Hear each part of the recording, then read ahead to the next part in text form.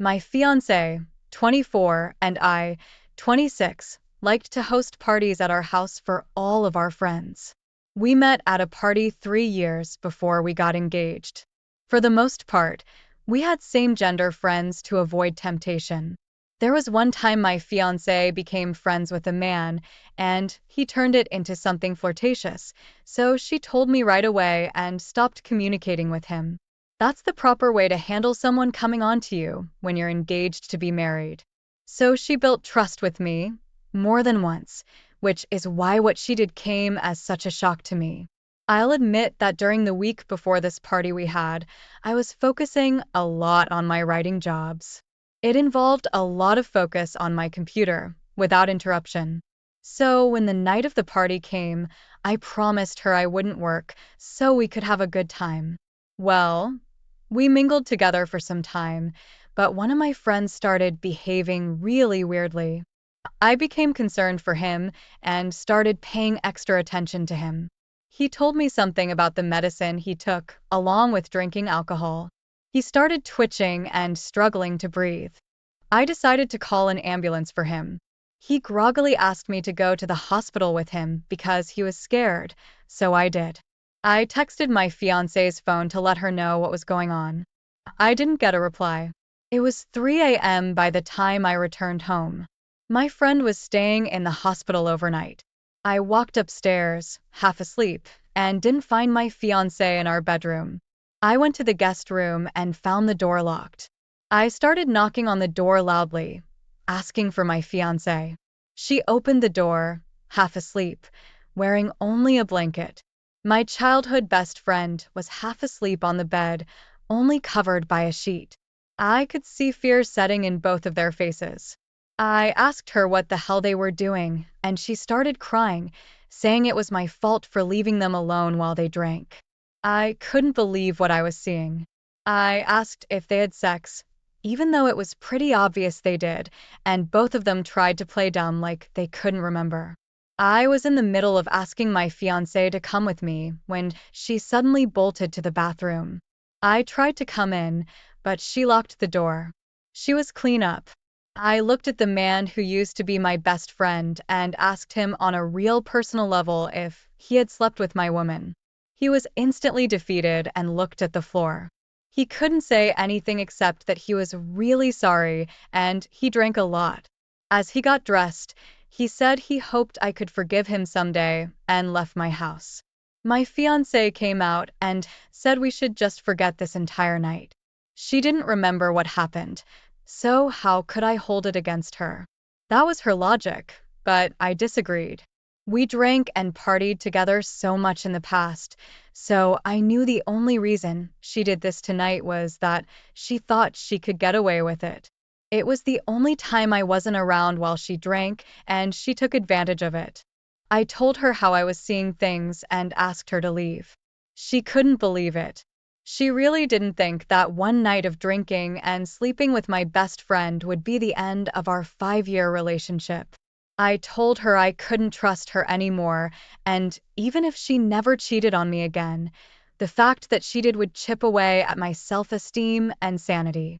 She begged and cried for 3 hours while she slowly packed.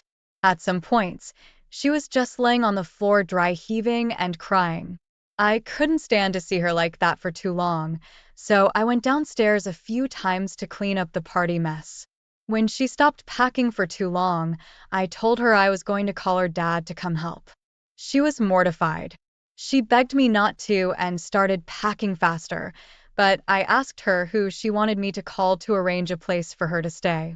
She just started sobbing and inaudibly told me she didn't have anywhere else to go, so I called her dad.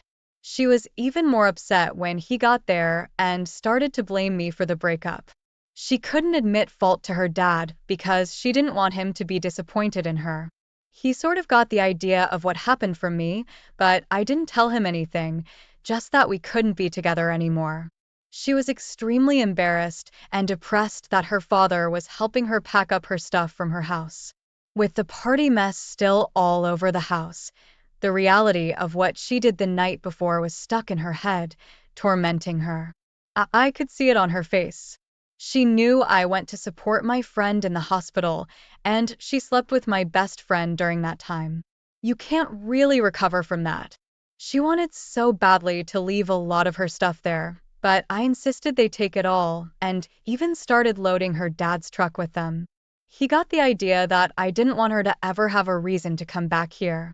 The three of us got all of her stuff in the truck. Her phone was laying on the kitchen counter, and I saw a text from my best friend. It said he enjoyed what they did, but couldn't forgive himself for it and thought it would be easier if they didn't see each other again. That must have been pretty devastating for her to hear, on top of what was happening, but I was secretly glad she didn't have an AP to run to for comfort during the consequences of her actions. I didn't have anyone either, so it was only fair. I went to visit my friend in the hospital, and he was much better. I took him home and stayed with him for a while because I didn't want to go back to my place. That's when I met his sister for the first time. She was visiting family, but usually lived in her own place and worked a respectable job. I fell for her instantly, even though it was the same day as my breakup.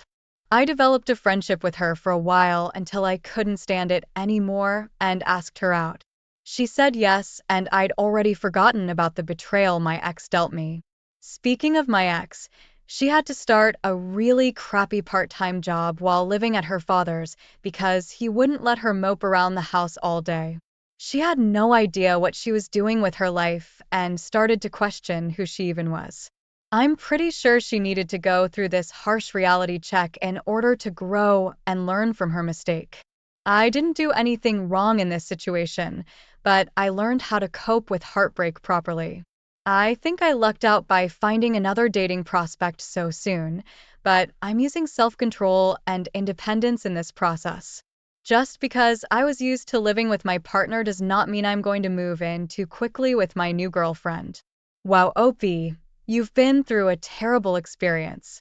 There you were being a caring and considerate friend in the midst of what was supposed to be a fun night, and you chose to get him help and go with him to the hospital. That is so respectable and kind, exactly what you should have done.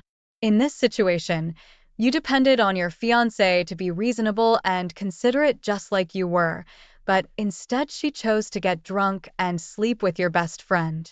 I'm disappointed in him as well, but the responsibility falls on her shoulders. In order for a relationship to blossom, there has to be open communication and neither person should get a big head. Always look out for each other more than yourself, because if you have a genuine partner, you'll never go without. I'm glad you found a responsible and promising woman to date. You've got a good head on your shoulders, Opie, and you know that letting a new relationship become serious too fast isn't the way to go. Thank you for sharing your story. I wish you all the best. Now, let's get into today's second story. My wife, 26, and I, 30, were together for 6 years before she decided to start taking a pottery class. She'd always been really artistic, but due to life's harsh circumstances, she never got the chance to pursue or develop this side of her. We were finally at a place financially where she could do it. I was so happy for her. My hobby consisted of playing my keyboard and writing almost songs. She started bringing home little pottery objects she made, and at first it was great for our relationship. Then she started behaving differently. She started quickly closing browsers whenever I came close to the computer screen. She was also really protective of her flip phone and occasionally took longer to get home from her pottery class. I waited until she was asleep one night before I searched her computer history. There was nothing odd except for an email she kept logging into that I didn't recognize. I installed a keylogger onto the computer and found out the password to the email account along with all the emails she kept in the drafts folder. They were actually back and forth conversations with someone else that was logging into the account. She probably thought she was being clever by never pressing send. All the emails were signed Professor P, and they mentioned the pottery class a few times. I printed out all the emails between them and found the really intimate ones. According to their conversation, they actually had sex on the professor's desk in the classroom. Whether it was just a fantasy or it really happened, I knew for sure my wife was, at the very least, having an emotional affair, possibly with the professor of her pottery class. I was furious. I couldn't even make myself a microwavable meal without shaking and talking out loud to myself. After I ate it angrily, I printed out all their emails. I had the dates and times each draft was saved. Some of the messages even mentioned times they spent together behind my back and plans to call each other. I was appalled. I encouraged my wife to take this class because I loved her and wanted her to be happy. Because of my caring nature, she found another man to sleep with. It hurt so bad and felt completely unfair. As soon as she got home, I couldn't control myself. I blew up on her. I asked her about emails in a draft folder on her computer, and she went pale. She tried to say those were old messages from when she was in college, but I told her I had proof they weren't old.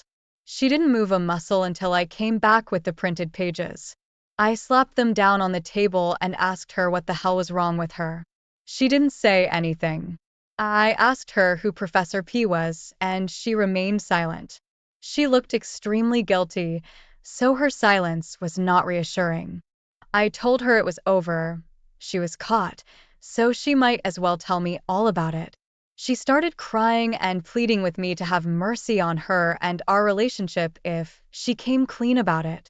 I said I would, because I would have said anything at this point to hear the truth come out of her. She said it was her professor from the pottery class. I asked how old he was, and she said 42, so that meant he was 18 years older than her. I freaked out. I asked her if they had sex like their emails said they did, and she said no at first, saying it was just something he wanted to happen. But I could tell she wasn't being honest. I'd been with her for more than 6 years, so I knew what her face looked like when she was lying. I asked her again and told her she might as well get it out now so we could move on properly. She admitted to it. Apparently, they had sex lots of times before and after class. He was married and hated his wife at this point, but couldn't leave her because she ruined his career and life with a child support order. She said she felt bad for him and no one deserved to be forced to live a life without love. I told her we were done.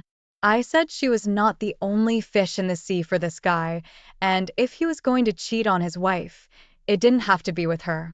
I thought we were happily married, with a wonderful future ahead of us.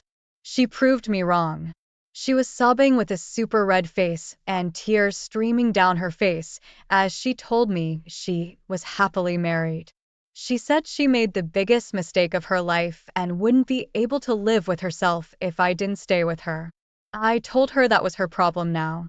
I had been a good husband to her, looking out for her and making sure she was happy, and it wasn't my fault she committed adultery. I said I wouldn't be made into a fool's puppet. I had to remain in control of my life, and if I stayed with her for this, I wouldn't be able to stand on my own 2 feet. Whether she admitted it or not, she wouldn't look at me the same. I wouldn't be as much of a man to her because I let her sleep with another man. She texted her sister to come over and try to talk to me, but once I told her everything that happened and showed her the printed evidence, she couldn't defend herself. She told her she needed to start packing and come stay with her for a while. My wife let out a wail of defeat like this was the end of her life. I asked her sister to tell her that this wasn't the end, just a new beginning. She had to learn from this mistake, not bury it deep or try to cover it up with a new relationship. She had to look herself in the mirror and ask her heart why she did it. Her sister did pass along these messages, and as far as I know, she's still single and working on herself. She calls me all the time, but I don't answer. I'm glad she's working on herself, but it isn't for me. I've started dedicating more time to myself and hobbies I never took the time to develop before. I have full songs written now, so I'll be able to woo my next girlfriend without a problem. Opie, you caught your sneaky wife as soon as her behavior started changing. There are lots of ways to catch a cheating spouse, but I love the keylogging method. You only confronted her after you had evidence, so it was much harder for her to deny it. Don't blame yourself for her infidelity, OP. Her mistake had nothing to do with you, and she's paying the price for her actions. Guilt and consequences are bitter pills for a cheater to swallow. Now she knows that having sympathy for a struggling man isn't enough of a reason to break her own promises to her spouse. I have faith that you'll be able to find and woo a good quality woman who has had the opportunity to become independent and provide for herself. A woman who knows what she wants and won't subject herself to anything stupid that would destroy a good relationship. Thank you so much for sharing your story. I wish you the best of luck in the future. Thank you all for taking the time to listen to today's stories. If you enjoyed listening, please feel free to like and subscribe if you haven't already. Also, comment below with your thoughts on what happened. Deborah, are you okay? Do you feel bad? Asked the maid Mary to the hotel manager. It was not customary for her to be familiar with her superiors, but the manager was really scary to look at. Deborah was incredibly pale, her always perfect hair was disheveled, and her eyes were red with tears. It was clear that she was holding on, but Mary's sincere sympathy made her chin quiver, and her eyes filled with tears. Mary wanted to bring water, but the manager stopped her. Let's go to my office, Deborah whispered with difficulty, holding back her sobs and lowering her head, headed swiftly to her office. Mary followed Deborah, who immediately threw herself on the leather sofa and began to sob. Mary closed the door tightly and sat down next to her, compassionately stroking Deborah on her arm. She did not ask questions, knowing that the woman needed first to cry and then to speak. After a while, Deborah calmed down a little and told Mary about her misfortune. As it turned out, her husband, after 10 years of marriage, cheated on her with a young girl. Who needs me now? I'm already 35 years old, said Deborah through her sobs. Oh, I thought you were only a couple of years older than me, gasped Mary, who was only 21. Deborah really did look great and was always proud of it. Mary, you're certainly pretty, but you need to take care of your figure at your age. Is it good to walk around with such a big belly? Said the manager with a condemning look. But I'm 5 months pregnant, timidly murmured Mary. When she came to work at the hotel 3 months ago, she had to hide the fact of her pregnancy. She strongly needed this job because her fiancé was recently fired from the taxi company for his rude attitude to the client, and he could not find a job anywhere. And now Mary decided to tell her boss the truth, because soon her condition would be obvious. Hearing the news, Deborah began to cry even harder. It turned out that adultery was not the only reason for separation from her husband. Years ago, she interrupted a pregnancy at her husband's insistence, and when they finally got back on their feet and her husband wanted a son, she was no longer able to give birth to him. After a few minutes, Deborah finally managed to pull herself together, and she asked Mary to return to her work duties. The young woman headed for the door, but suddenly the manager called out to her again. Mary, didn't you ask me recently to get your boyfriend a job? Yes, Paul is a very good driver. You won't regret it. Right, but he was fired from the cab company for a reason. Deborah looked at Mary questioningly, and she lowered her eyes in a blush. Okay, let him come in tomorrow. I'll talk to him, and maybe we'll take him, but on probation. Mary rejoiced and began to thank Deborah, but she had already stared into some papers and made it clear that the conversation was over. The next day, Paul, immaculately shaven, wearing pants and shirt perfectly ironed by Mary, stood at the entrance of the hotel. This was the chance he could not miss. Now the main thing was to make Deborah like him and pass the probationary period. The interview was quick, and Paul got the job. How successfully her fiancé was working, Mary discovered only a couple of months later when she got to the maternity hospital. She repeatedly tried to call Paul to tell him about his daughter's birth, but the phone was silent from her shift worker who came to see her. Mary heard that the day before, Paul had driven away Deborah with a suitcase, and no one else had seen them. Mary did not know what to think. She cried all day long, calling hospitals and morgues, but all to no avail. Mary was waiting to be discharged so she could write to the police about her fiance's disappearance. But when she came home with the child, she saw a miserable scrap of paper on the bed in their rented apartment. It was a note from Paul. Placing her newborn daughter on the bed, Mary started reading. Paul briefly informed her that he was leaving her for Deborah and that they were going on vacation together. At the end of it was a postscript. The apartment is paid for to the end of the month, then pay yourself, or you can go to your aunt's in the village, since your boss don't want to see you working in a hotel anymore. And as we are not married, I do not owe you anything. Mary threw herself on the bed and wept in pain, resentment, and disappointment. She realized that the fate of many young girls who got pregnant before marriage, who believed their boyfriend's stories, had caught up with her. First, they had no time to get married, then they had no money, then Paul had problems with his job, and now she had to go back to the village alone with the baby to her aunt and listen to her reproaches and lectures. But she had to go back, since there was no other way out.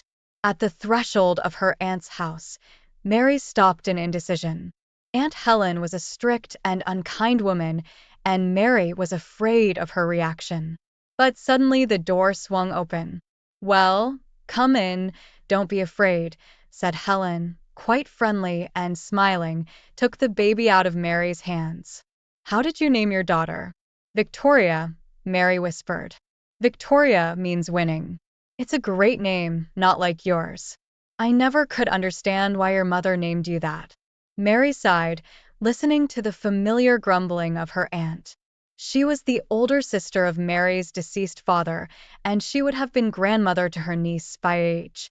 Helen, noticing the gloomy expression on the girl's face, stumped. "Okay, darling, I am not going to ask questions now, so don't worry. We need to take care of the baby, and first of all to feed her." Mary cried and told her aunt that she could not feed her daughter because she had lost her milk. Helen gasped and realized that her niece had a serious problem in the city. When the baby girl was bathed, changed her clothes, and fed with formula, she fell asleep, and Helen thought about what they should do next. The woman said that an old rich woman lived in their village. The locals did not like her, and she, due to her contentious character, did not let anyone near her and seldom communicated with anyone except Helen. In recent years, Mrs. Carter became quite sick and could not go to the store or cook her own food, so Helen helped her as much as she could. But now the situation had changed. It had become difficult for Helen to help Mrs. Carter because of her age, so she suggested that Mary get a job at Mrs. Carter's house as a helper. Mary was in dire need of money and work, but she still had doubts since she had a little baby in her arms. "Don't worry, I'll take care of Victoria," assured Mary's aunt. "This is your own home, and you and I are the family." There was so much tenderness and warmth in her voice that Mary simply could not believe her ears. And for the first time in her life, Helen told her niece about her hard fate, about her 3 miscarriages in her youth, about how her husband had left her for someone else, and how she had suffered.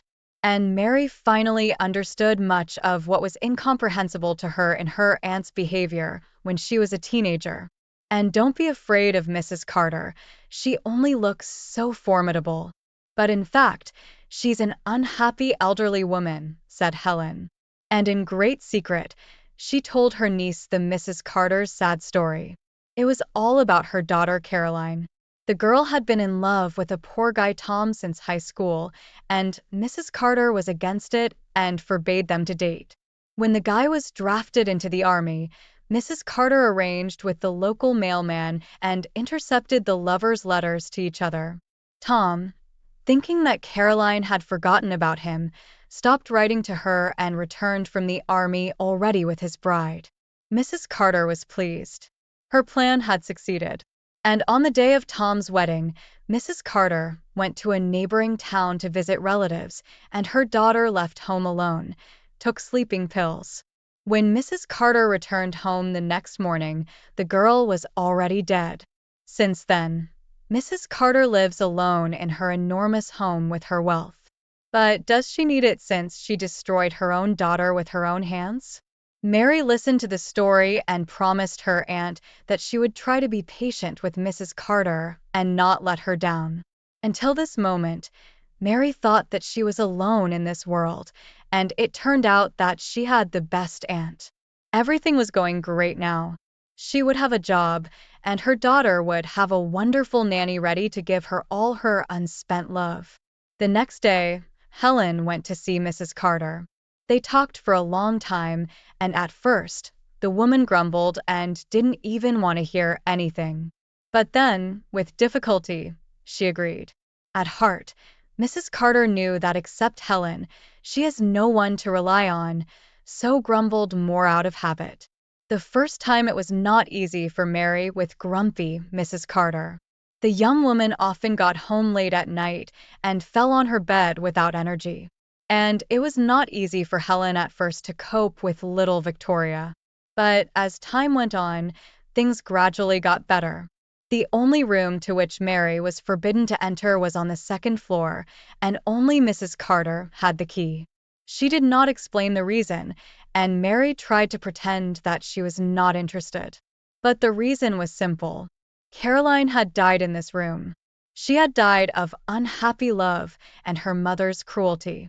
Then, on that fateful day, Mrs. Carter had locked the girl in her room, fearing that she would go to her ex-fiance's wedding and do something stupid. Could she have thought then that her daughter had already made up her mind, and that sleeping pills had already been prepared in her bedside table to forget herself and fall asleep forever? But there was nothing Mrs. Carter could change now. Watching Mary, she often bitterly thought that if she had not been so cruel to her daughter, then today it would be her granddaughter helping her, not Mary. 3 years had passed, little Victoria was growing up, and Mary was still caring for the elderly woman. But now more out of the call of her heart than out of duty, because they became very attached to each other. Mrs. Carter began to sick more and more often. In the evenings, she usually sat near the fireplace, which was burning in any weather, both in winter and in summer. But one day she called Mary to help her up to the second floor. It was the first time in all the years that Mary had been working there. So the girl was very surprised at such a request and readily helped Mrs. Carter. The elderly woman moved slowly, resting on each step.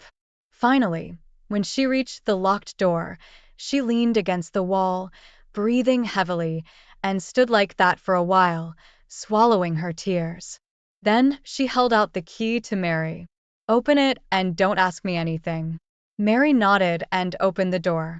Mrs. Carter gestured for her to stay outside and disappeared into the darkness of the room. The girl stood for a long time, listening to the sounds. Concerned, she did call out to the elderly woman. "Go away," came Mrs. Carter's muffled voice. Mary realized that the woman needed to be alone with her bitter memories and quietly went downstairs. But time passed, night fell, and Mary became anxious again. She worried about how Mrs. Carter could sit there for so long in the cold room. And finally she decided to see if she was all right. She went upstairs and called out to her again, but this time there was no answer. Mary thought that Mrs. Carter had fallen asleep, and opening the door, she went into the room. The elderly woman was really asleep in an armchair by the window, clutching her daughter's toy, a fluffy rabbit. On her lap, there was a box with Caroline's belongings. Mary looked closely at the woman again and suddenly felt that for a sleeping person, she clutched the toy too tightly.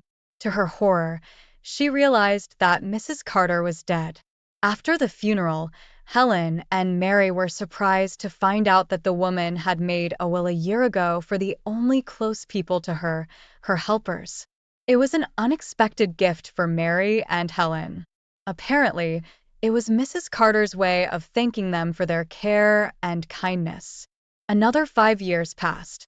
One day, the hotel receptionist knocked on the door of the hostess's office. Mary, excuse me, there's a new driver here. Are you interviewing him yourself? Or should I take care of this? Invite him in. I'll talk to him myself, replied the hotel owner. After a couple of minutes, a man entered the office. Mary looked up and saw Paul in front of her, but he did not immediately recognize his former girlfriend in such an elegant, beautiful woman. He remembered her as a frightened, anxious girl with a huge belly, which he had accompanied to the maternity hospital. Then, breathing a sigh of relief, he went straight to Deborah, with whom he could finally spend a whole night, and he did not think at all about how his fiancée would be giving birth to their daughter in pain and crying with resentment into the pillow when the other women in the hospital would be visited by their husbands. The only problem was that the fairy tale ended quickly for him. Deborah got fed up with him after 6 months, and she quickly found a replacement. And now, this bald, unemployed loser, with no wife and children, stood before Mary and could not believe his eyes. He shifted his gaze to the desk and saw a nice framed picture. There was a handsome man hugging Mary in a white wedding dress, and a beautiful blonde girl of about 7 stood beside her. Mary, darling, is that really you? Was all Paul could say. I am not your darling, and I don't have a job for you, said Mary coldly. Natalia, call security. Tell them to escort this man outside. Mary stood at the window and smiled as she watched a stunned Paul leaving the hotel. She was mentally thanking him for leaving her then because his betrayal had turned out in such a happy end for her. Narrated by My 27 male, girlfriend 28 female, and I met toward the end of college, and we have been dating for 5 years.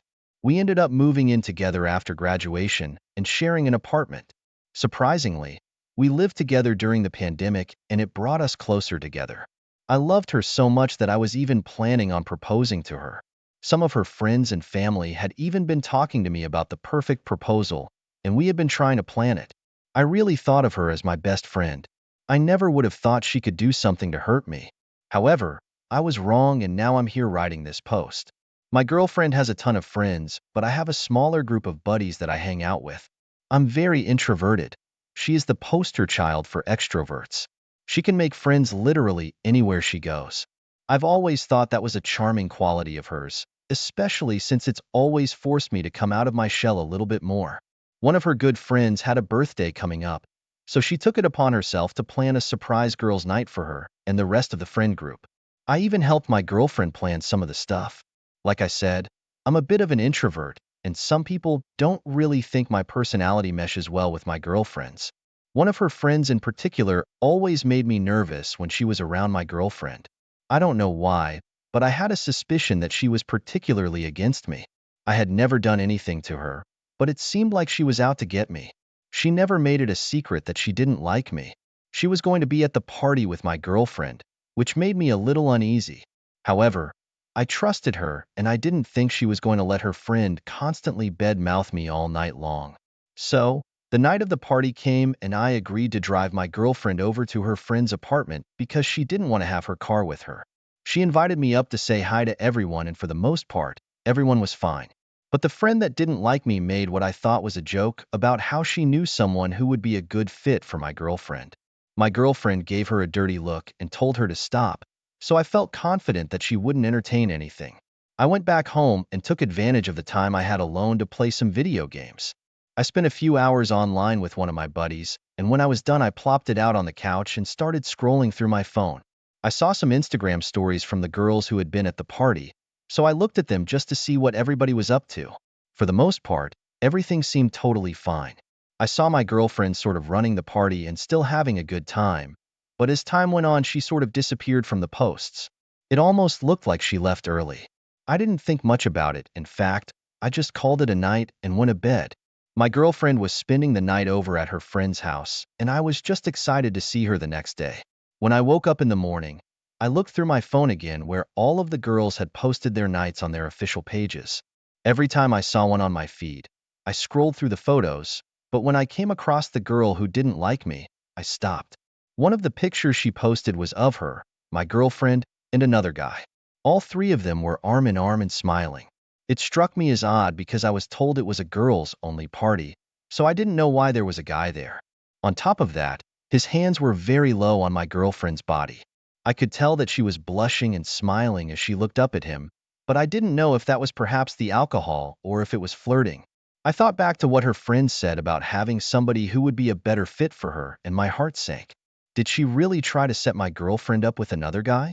I looked at the tag on the picture and found his profile. I knew most of my girlfriend's friends, and I'd never met him before. However, he and my girlfriend were following each other on Instagram. It was also alarming to see that he was very clearly in a relationship. I didn't want to bring it up when she got back later that day because I didn't want to sound like some crazy jealous boyfriend. A few days had passed, and I was noticing she was acting kind of weird. One of the biggest red flags to me was that she was less willing to spend time with me. She was distant. Instead of watching television shows with me, she would be on her phone in the bedroom watching them. She didn't hug me or kiss me, and we didn't sleep together, which was odd. I never knew where she was when she was going out. Normally, she would tell me that she was going to the gym or the library, but she was slipping out without giving me any information. I asked her about it, and she told me that she was an adult and didn't need permission to go places. We ended up getting into an argument that night, and I could tell that a lot of it was based around things her friend had said about me. She told me when she was angry that she almost felt like I was holding her back from excitement in her life. I didn't know what to say after that, so I just left. When I returned in the morning, she apologized and told me that she didn't mean it. We ended up forgiving each other and moving on. But after several days of the same things happening, I figured that there was something wrong that she was hiding from me. While she was asleep one night, I grabbed her phone and looked through her messages. My mind had been going crazy, and I needed some assurance that it was just paranoia. I looked for the name of the man that I saw in the picture first, but nothing came up. Then I searched the word nightclub in her messages to see what came up. There were a lot of messages between her and her friends, but I found one friend named Chloe on her phone that I didn't know. I knew everybody that was invited to the party. They had a small group going, but I genuinely didn't think that my girlfriend had a friend named Chloe. I clicked on those messages and lo and behold, Chloe was actually a man. Well, the man from the Instagram post. I looked through the messages and confirmed all of my worries. They had been exchanging explicit pictures and messages. In one message, he said that he couldn't wait to be with her again. My mind was completely focused on the word again when I read it. The absolute worst part of all of it was reading a message from my girlfriend where she said that I was boring and she wanted to spice up her life by sneaking around with the other guy. My world felt like it had completely caved in. All of the dreams that I had for my life with my girlfriend had been shattered, and I didn't know what to do to move forward. I left the bedroom and sat in the living room thinking about what I was going to do. I had no interest in staying with somebody who cheated on me and treated me like I was nothing to them. If she wanted some excitement, I would give her some. Like I said earlier, I was planning on proposing. I had a ring and everything. If she wanted to humiliate me, I was going to publicly humiliate her in front of her friends and hundreds of strangers. Being the extrovert that she is, we thought that a public proposal would be ideal for her. She would have wanted people to see the grand gesture of our love. The day came for the proposal, and it was picture perfect. It was a cool winter day. There were snow flurries in the air, and it was a romantic evening. She and I had gone to a roller rink that popped up in the heart of the city every winter. Three of her friends and my best friend were hiding in the crowd and videotaping us because they were expecting me to propose. I asked the DJ for the microphone, telling him that I had a special surprise planned for my partner. He assumed I was proposing, so he handed it over to me, and I got on the microphone to get the attention of my girlfriend. All of the strangers in the rink looking over at us were smiling and pleased to be witnessing such a profound display. When I told my girlfriend that I was breaking up with her because I knew about her affair, their smiles turned into a completely shocked expression. There was complete silence in the rink after I said it. Everyone was staring at my girlfriend, and her face had turned as red as a tomato. I told her that I saw the text messages, and I told her that I was going to be moving out into my own apartment, and she would never hear from you again. Her friend that didn't particularly like me was one of the ones hiding away. So I told her that she was a bad person and I think she should work on herself. When it was over, I reached out to the girlfriend of the guy my girlfriend was cheating with and told her everything. She dumped him and I saw that she went live on Instagram telling all of her followers about it. Opie, I am so sorry to hear about what you went through. It's such a shame that your ex-girlfriend's friend had such an influence on her behavior, especially to go so far as to set her up with her affair partner. That is an awful thing to encourage your friend to do. She definitely does need to work on herself. As for your girlfriend, she had clearly been taking what her friend said to heart if she was so easily swayed into cheating. I can't believe the messages she sent were so blatantly disrespectful toward you. It sounds like she had a great, caring guy, and she threw it all away for something so meaningless. I hope you find someone who values you and you don't let this hold you back. Now, let's move on to our next story. My wife and I have been together for 12 years, and everything seemed to be flawless in our marriage. We had some ups and downs earlier on, but we really got in sync with each other and our relationship flourished. We started a family, we bought a wonderful house, and we were making sound investments to ensure we could retire while we were still young and actually enjoy our lives. One of those investments was in real estate. I worked full-time as a financial investor, so my wife really took over the majority of that. We bought houses and refurbished them, flipping them so they would be livable, so we could rent them out to potential tenants. Everything was going very well for the first few years we started that. There was a bit of a learning curve, but my wife dove headfirst into that and made sure she was on top of everything. We were great landlords. We had a lot of our tenants stay for many years, and they never had any complaints. Through our real estate investments, we managed to find our dream home, which we completely remodeled to fit our vision. That home actually had a large guest house a few acres back on the property. We considered what we wanted to do with it, but we figured that given the size and location, we could rent that out for a substantial sum every month. We posted the listing once it was ready to live in, and after a while we found a tenant. We ended up renting to a young family with 2 twin children. They were very nice, and we were happy to have them. The husband was very involved in some technology startup, and the wife was a lawyer. They really seemed to have everything together. From what I understand, the husband usually worked from home most of the time, and his wife was often traveling for work and spending late nights in the office to work on cases. That left a lot of openings for him to slip up in their marriage. I actually started to get suspicious about him before I even thought anything could be happening with my wife. We lived in a smaller suburb. It was the perfect mix of small town life and urbanization. We had everything you could want in a larger town, but everybody knew everyone's business. One night, I was picking up some takeout from an Asian fusion restaurant in town, and I saw him sitting at a table across from a woman that wasn't his wife. I thought it was odd, but I didn't want to jump to conclusions because it could have been a business partner, his sister, an old friend. I told my wife about it, and she encouraged me not to get involved because we didn't know for sure what was going on. One night, my wife and I got a call from him about a plumbing issue that was happening in the house. We told him that we would be there to check it out first in the morning to see what needed to be done. I, of course, had to work, so my wife went over in the morning to check everything out and call a plumber. When I asked her about it later, she told me that it was all taken care of and I didn't need to worry about it. A few nights later, I noticed that she got a call from the neighbor kind of late in the evening. When she took the call, she turned the volume on her phone all the way down. That might seem like a relatively normal thing for most people, but my wife's phone volume was always loud enough for anybody else to hear the conversation all the way across the room. It rubbed me the wrong way, but I didn't say anything about it then. She told the tenant that she would be at his house in the morning to take a look at his stove. When she got off the phone, I asked her if she wanted me to go deal with it so she could take the day off, but she told me that it was no big deal and she had no problem going. By now you're picking up on the pattern. She would frequently get calls from the tenant who lived on our property, and she would be going to fix the sudden issues that had arisen. I was suspicious that there was something more going on that I didn't know about. I got my confirmation when I ran into the wife at the market. We stopped and said hello to each other, and even though I didn't actually think there was anything wrong with the house, I took that as an opportunity to confirm my suspicion. I apologized for all of the issues they'd been having, and she was very clearly confused. When I explained more, she was somewhat angry as I spoke. She told me that it wasn't at me, but she explained that she had suspected for a while that something was off with her husband. She even suggested to me that there might have been something going on with my wife.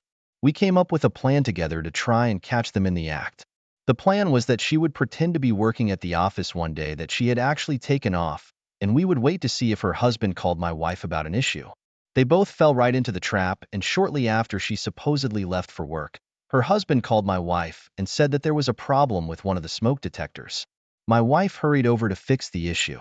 The tenant's wife gave it about 10 minutes before she drove back home, leaving her car in her driveway so they wouldn't hear her coming. She had her camera out and ready to catch them. She walked right into the kitchen to find both of them having sex. My wife ran home to me and was trying to act like nothing had happened, though I knew the truth. I was sent the video before she even walked through the door. I confronted her with the evidence, and she tried to play it off like I was the bad guy for having her recorded. I told her right then that we would be getting a divorce and that I wanted her out of the house.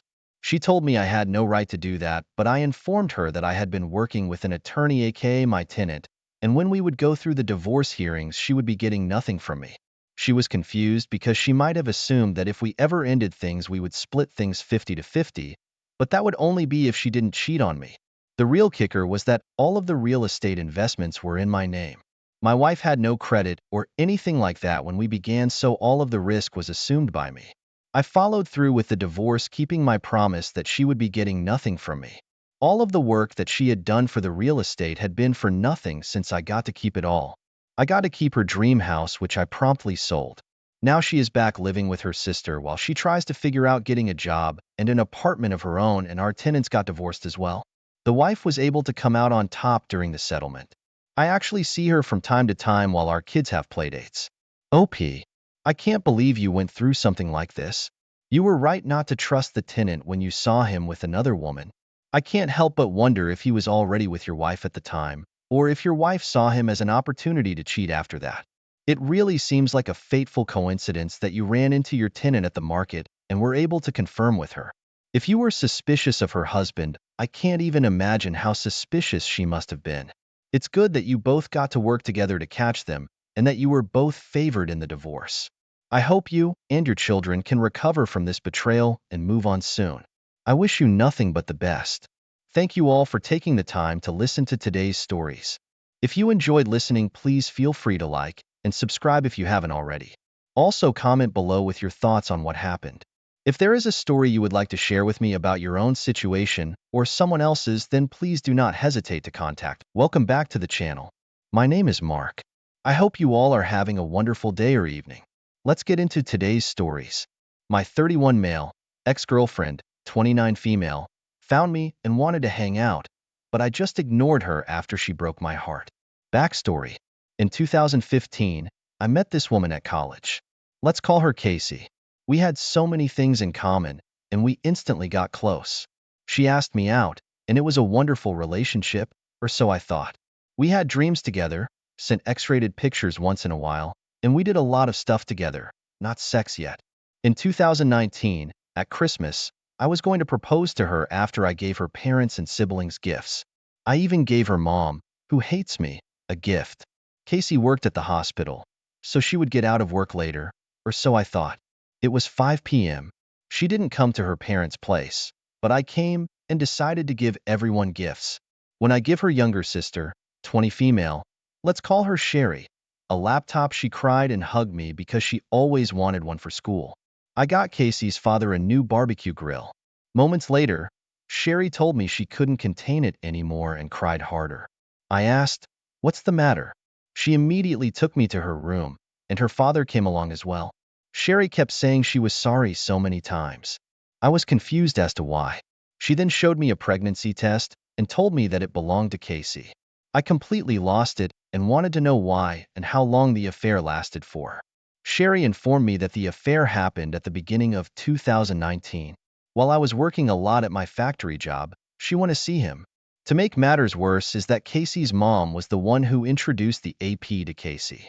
Apparently, in the month of November, Casey found out she was pregnant, and she begged Sherry not to tell anyone after Sherry found the test. When she told me everything, my world came crashing down and I decided to leave. But before I left, I thanked Sherry and her father. Let's call him Max. Max apologized and said that if I left, he would completely understand. We shook hands and I said thank you.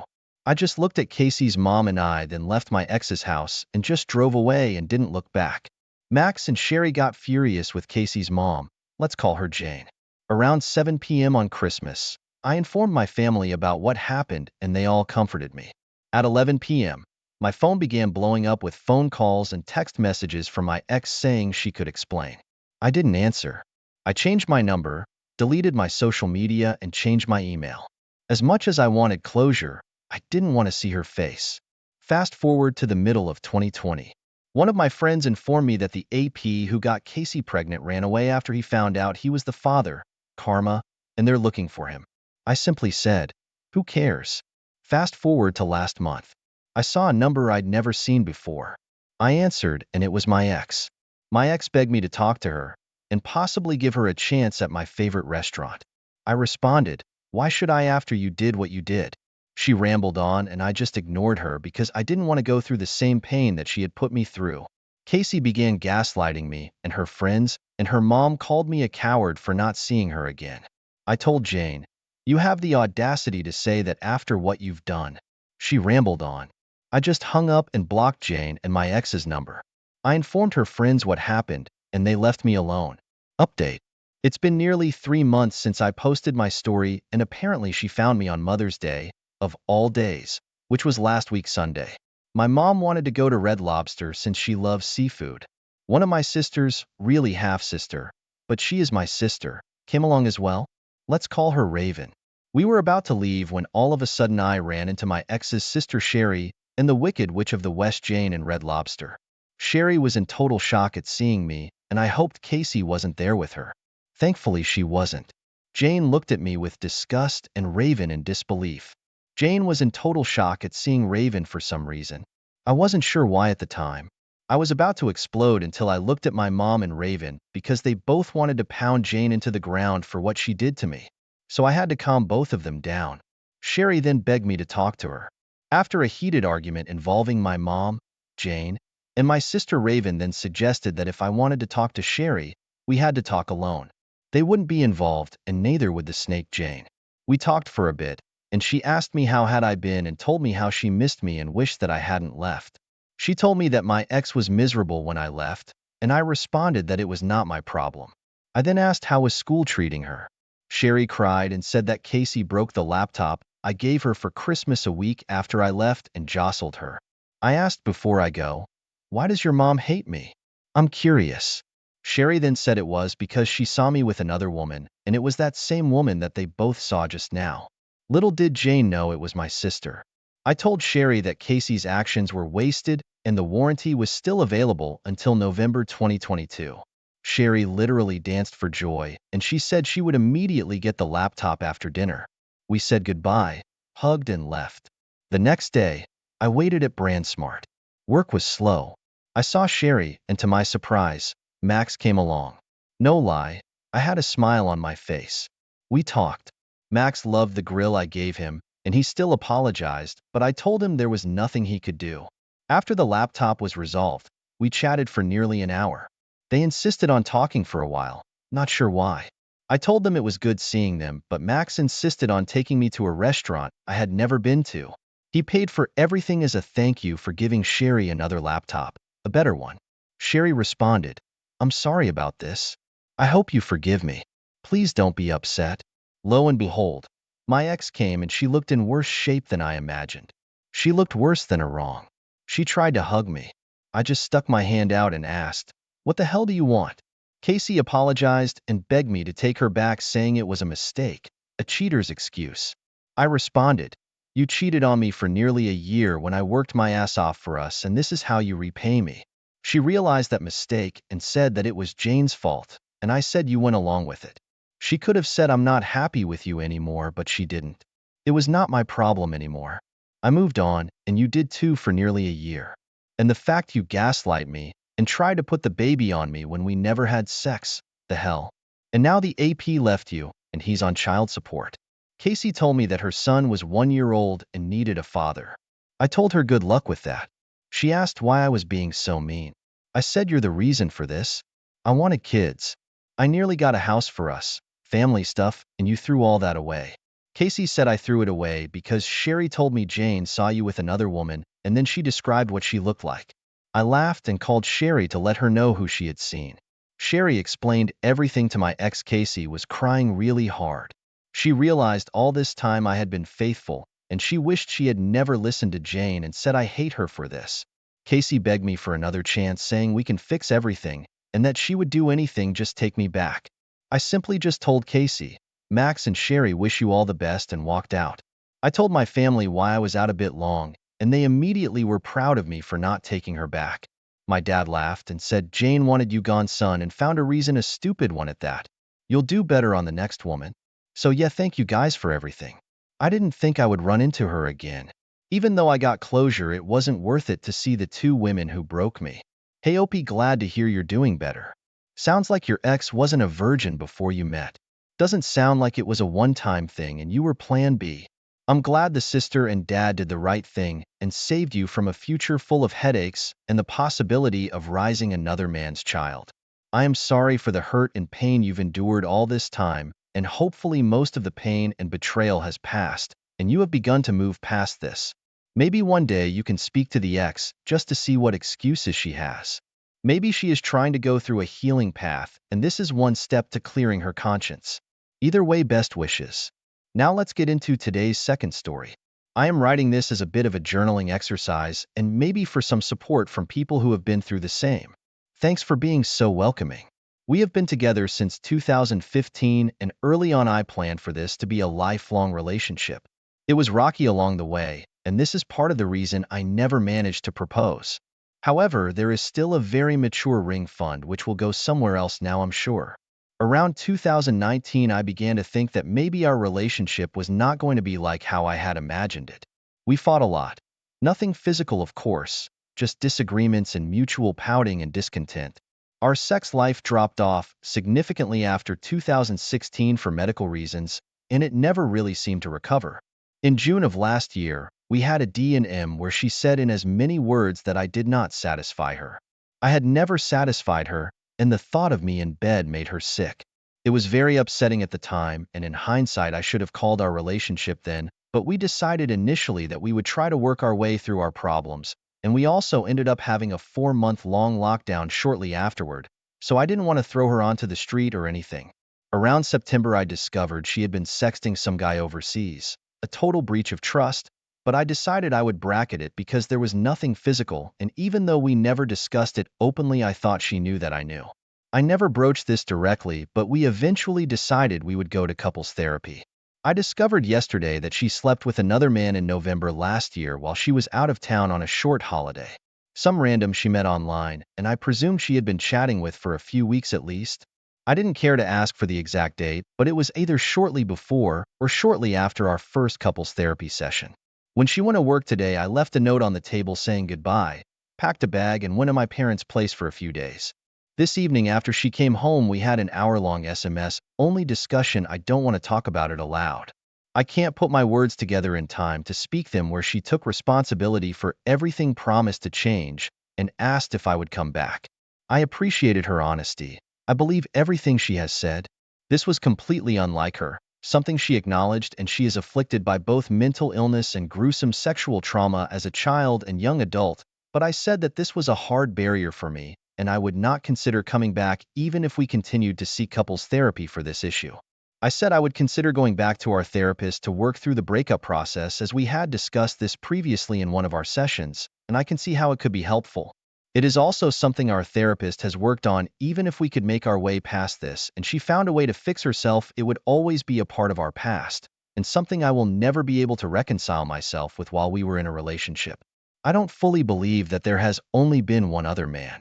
I asked how many other people she has had sex with during our relationship, and she said one, but I think this might have been a very strict definition of sex, and that she has been emotionally and physical cheating with several other men over at least the past 6 months and even up until now. She said that this was a part of her life that felt like it was without consequence, and although that is obviously wrong, I can understand what she was saying. Anyway, the number doesn't matter, one is one too many. I feel very dirty for how I found this all out, especially since I was going by gut feeling, but I feel partially vindicated by my gut being right. I don't know if I can shake this feeling of shame for having been able to discover this, even though it is for the best that I know, and that we separate. I will likely be moving my appointment with my own therapist forward a few weeks to help with where I go from here. I don't quite know how she moved on from this, but I am trying my best to focus on myself. I don't know what I will do with myself yet because so much of who I am, what I do, and why I'm like revolved around what we were. I picked up my guitar for the first time in a few months and couldn't do much with it. I don't play as much now because I felt embarrassed playing around her. Not her fault. She was always very encouraging of all my creative pursuits. I have a few friends, but I am both a very reserved person and also someone who gets lonely easily. I might need to house share because I don't know if living alone is a good idea for me right now. I did say that I hope we can be friends one day, and I really do. Besides the infidelity and our other problems, she's great and we did gel in a very cool way.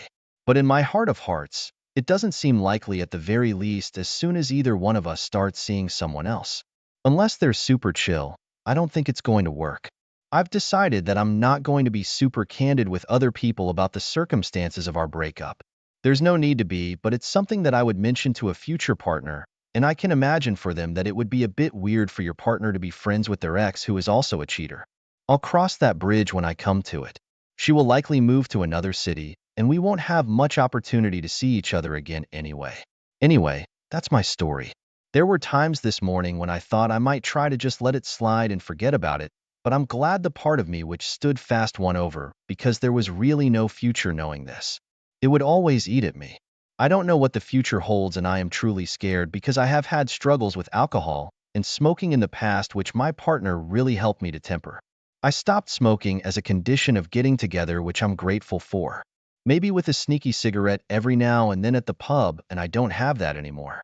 I have made a short list of things for me to try to do with myself for the 4 weeks and have committed to not buying any spirits at all for now and only smoking if I've gone out and someone offers. I don't go out often, so this is generally sustainable for me. If there is anything any of you have done to get past the first few weeks and months of your breakup due to infidelity, I would certainly appreciate any advice.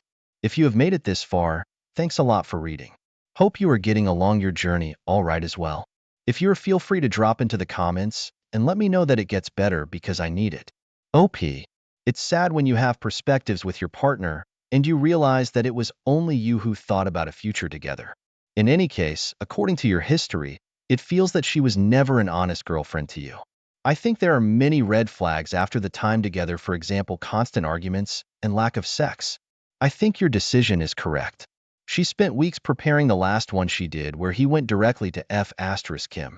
The best thing you can do right now is to go get your things when she's not around and cut off all kinds of relationships. Really, why keep talking to such a disgusting person? Just say goodbye and cut your losses. Best of luck to you. Thank you for taking the time to listen to today's stories. If you enjoyed listening, please feel free to like and subscribe if you haven't already. Also, please comment below with your thoughts on today's stories.